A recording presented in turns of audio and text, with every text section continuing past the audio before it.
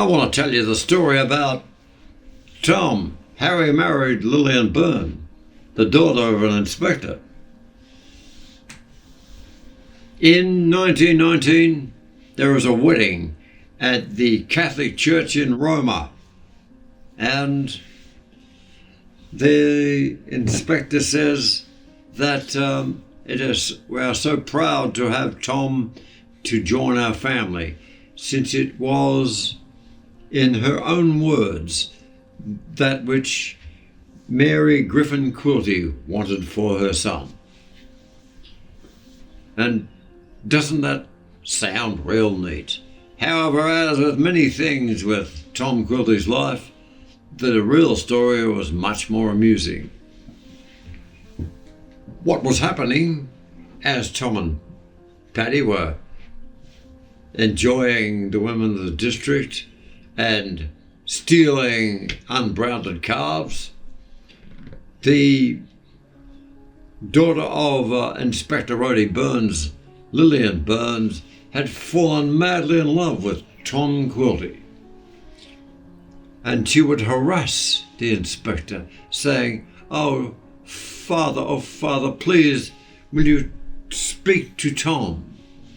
And she did this so often, and such fatigue for the inspector, that he decided that he would speak to Tom. But he knew what he would speak to Tom about. So he sent a letter out to Eureka Springs, where the Paddy brothers were at home.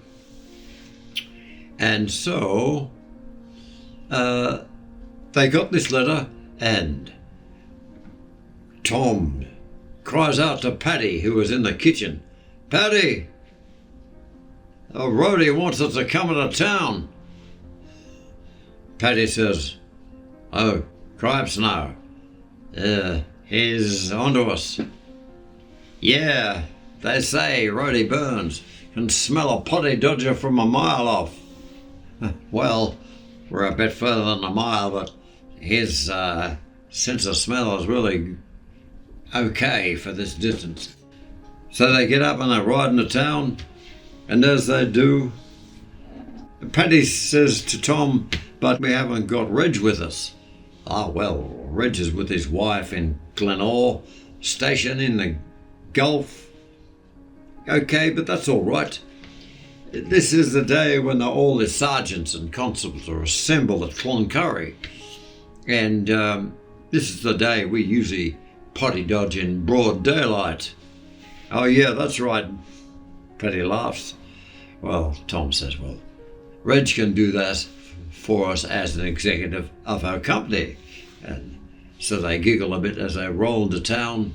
And the inspector has assembled all the constables and sergeants, and it draws them to attention just to give the poddy-dodgers a scare.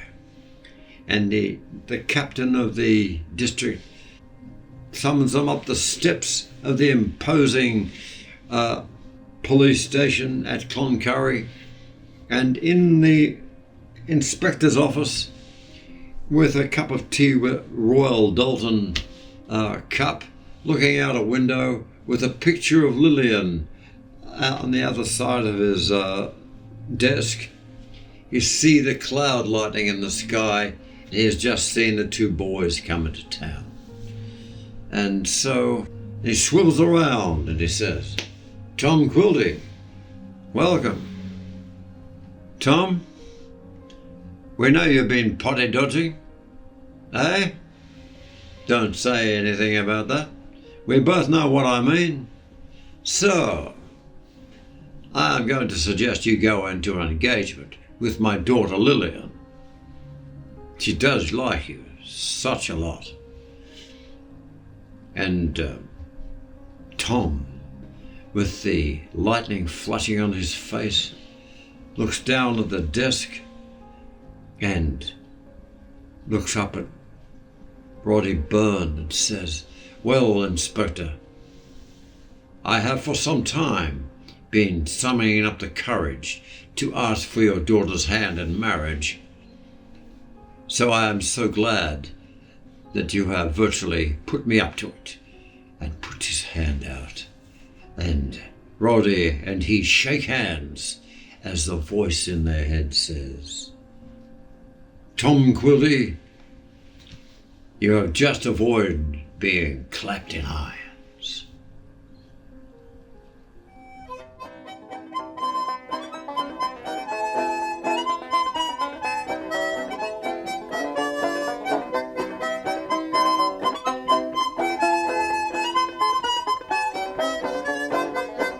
Hurrah for the old stock saddle, hurrah for the stock whip too, hurrah for the bully pony boys to carry me westward ho. To carry me westward ho, me boys, that's where the cattle stray, on the far Baku where they eat Nadu 1,000 mile away.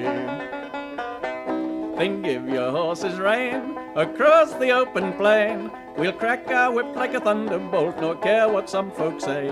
On a run and we'll bring home them cattle that now roam, on the far Baku and the Flinders to 1,000 mile away. Knee-deep in grass we've got to pass, the truth I'm bound to tell, where in 3 weeks the cattle get as fat as they can swell. As fat as they can swell, me boys, 1,000 pound they weigh, on the far Baku and the Flinders to 1,000 mile away.